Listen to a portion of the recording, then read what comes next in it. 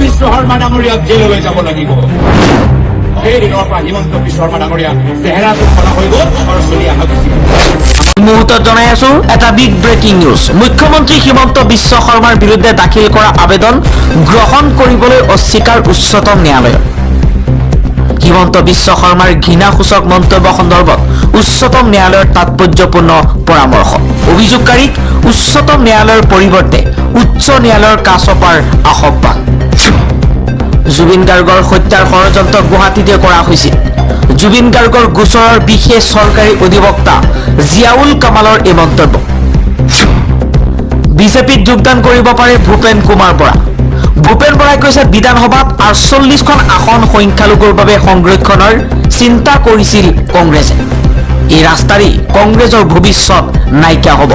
Tube উজাৰি ভূপেন বৰাৰ বিস্ফোৰক মন্তব্য। ভূপেন বৰাই কৈছে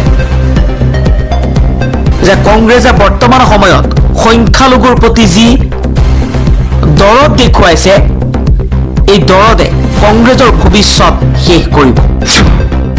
ইৰাণ আৰু আমেৰিকাৰ মাজত চলিছে যুদ্ধৰ কুচকাৱাজ। ইফালে তালিবানো সৰব হৈ পৰিছে আমেৰিকাৰ বিৰুদ্ধে।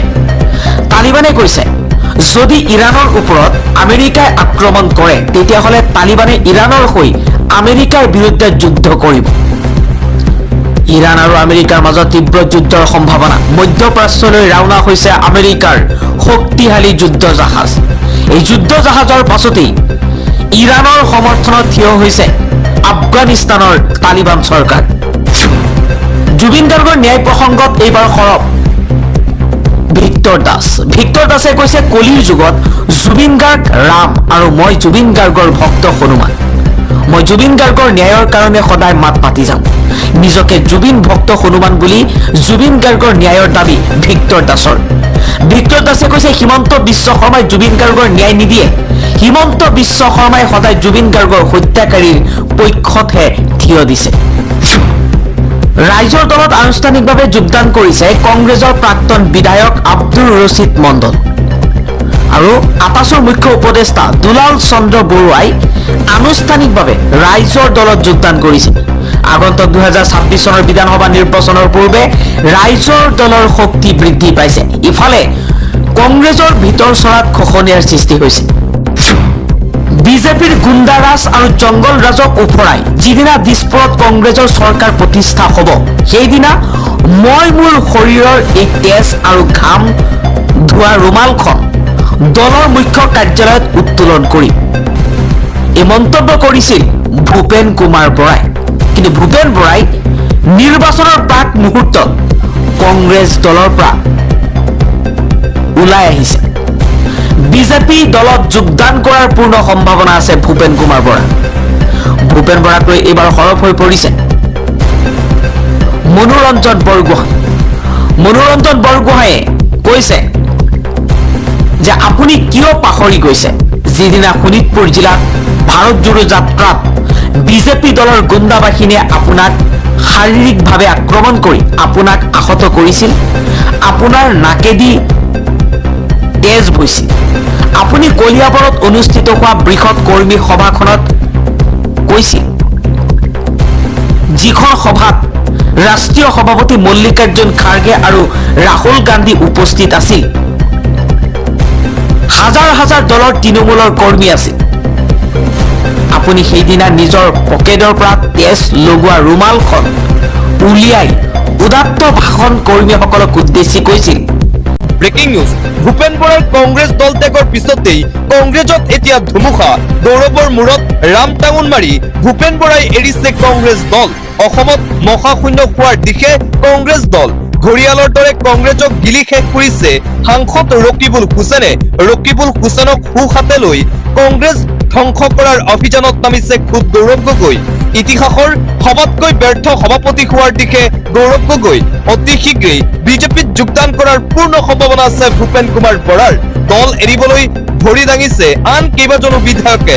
কমলাক্ষদেৱ পুৰকায়স্থ শশীকান্ত দাস সিদ্দিক চেয়াৰমান বসন্তও সাজু হৈছে। আজি দল এৰি গুচি গ'ল ৰছিদ মণ্ডল। প্ৰকৃততে কি কাৰণত ভূপেন বৰাৰ কংগ্ৰেছ দল ত্যাগ? কাকো একো ভূ নিদিয়াকৈ পুৱাতেই যোৱাকালি কিয় এই সিদ্ধান্ত ল'লে ভূপেন বৰাই? তাজপাতৰ তুৰুপৰ দৰে খহিছে কংগ্ৰেছ দল। এই মাষ্টাৰ ষ্ট্ৰোকৰ আঁৰত কোন আৰু এইদৰে এতিয়া ভূপেন বৰাই কংগ্ৰেছ দল ত্যাগ কৰাৰ পিছতেই কেইবাটাও প্ৰশ্ন উত্থাপন হৈছে ভূপেন বৰাৰ কংগ্ৰেছ দল ত্যাগ কৰাৰ পিছতেই অসমৰ ৰাজনীতিত এতিয়া জোকাৰণিৰ সৃষ্টি হৈছে কংগ্ৰেছ দলৰ এতিয়া বিপৰ্যয় যেন আৰম্ভ হৈছে ভূপেন বৰাৰ দল ত্যাগৰ পিছতেই আৰু আনপিনে যোৱা নিশা সংবাদমেল অনুষ্ঠিত কৰিছিল ভূপেন বৰাই কংগ্ৰেছৰ বিৰুদ্ধে ভূপেন কুমাৰ বৰাৰ 10টাকৈ মহা বিস্ফোৰণ মুছলমানৰ বাবে 48খন আসন সংৰক্ষণক লৈ খুব উজাৰিছে ভূপেন কুমাৰ বৰাই নিশা সংবাদমেল পাতি কংগ্ৰেছৰ বিৰুদ্ধে খুব ভূপেন কুমাৰ বৰাৰ মুছলমানৰ বাবে 48খন আসন সংৰক্ষণক লৈ এই খুব মই যি কৰিছো বিবেকেৰে কৰিছো বুলি মন্তব্য ভূপেন বৰাৰ মুখ্যমন্ত্ৰী হিমন্ত বিশ্ব শৰ্মাক ভূপেন বৰাৰ ঘৰলৈ আদৰণি জনাইছে মুখ্যমন্ত্ৰী আহিলে মোৰ পৰিয়ালৰ কাৰণে গৌৰৱৰ ক্ষণ বুলি মন্তব্য ভূপেন বৰাৰ আমি এটা সময়ত একেলগে কাম কৰিছিলো কংগ্ৰেছ দলত এতিয়াও কংগ্ৰেছৰ পৰা যোৱা নাই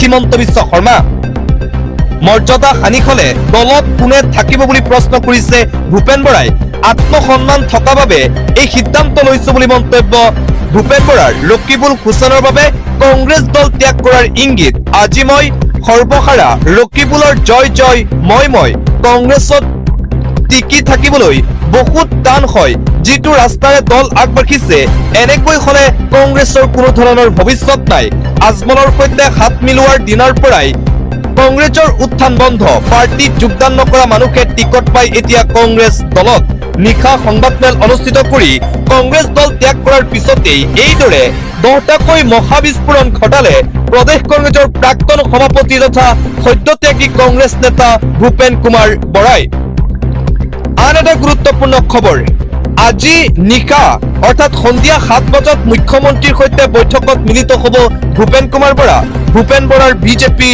গমন চূড়ান্ত আজি ভূপেন কুমাৰ ঘৰত উপস্থিত হ'ব ৰাজ্যৰ মুখ্যমন্ত্ৰী ডক্টৰ হিমন্ত বিশ্ব শৰ্মা সন্ধিয়া 7 বজাত মুখ্যমন্ত্ৰীৰ সৈতে গুৰুত্বপূৰ্ণ বৈঠক পদত্যাগ পত্ৰ উঠাই নলয় প্ৰদেশ কংগ্ৰেছৰ প্ৰাক্তন সভাপতি ভূপেন বৰাই সমষ্টিৰ ৰাইজৰ সৈতে বৈঠকত বহি ল'ব সিদ্ধান্ত ভূপেন বৰাই মুখ্যমন্ত্ৰী হিমন্ত বিশ্ব শৰ্মাৰ সৈতে বৈঠকত বহাৰ পূৰ্বে গ্ৰহণ কৰিব সিদ্ধান্ত অখিল গগৈ তথা অন্য দলত যোগদান নকৰাৰ ইংগিত প্ৰদান কৰিছে বৰাই বিজেপি দলতেই যোগদানৰ সেউজ সংকেত দিছে ভূপেন বৰাই কংগ্ৰেছত ঘূৰি নহাৰ কথা এক প্ৰকাৰে নিশ্চিত কৰিছে ভূপেন বৰাই ভূপেন বৰাৰ পত্ৰৰ কোনো উত্তৰ নাছিল বুলি সমালোচনা কৰা হৈছে কংগ্ৰেছৰ নিৰ্বাচনী তালিকাত 47খন সংখ্যালঘু আসন সংৰক্ষণ কংগ্ৰেছৰ বিৰুদ্ধে ভয়ংকৰ অভিযোগ তুলি বিজেপিত যোগদান কৰাৰ চূড়ান্ত সিদ্ধান্ত লোৱাৰ পথত এতিয়া ভূপেন কুমাৰ বৰা আজি সন্ধিয়া 7 বজাত ৰাজ্যৰ মুখ্যমন্ত্ৰী ডক্টৰ হিমন্ত বিশ্ব শৰ্মাৰ সৈতে গুৰুত্বপূৰ্ণ বৈঠক অনুষ্ঠিত হ'ব ভূপেন বৰাৰ আৰু আনপিনে ভূপেন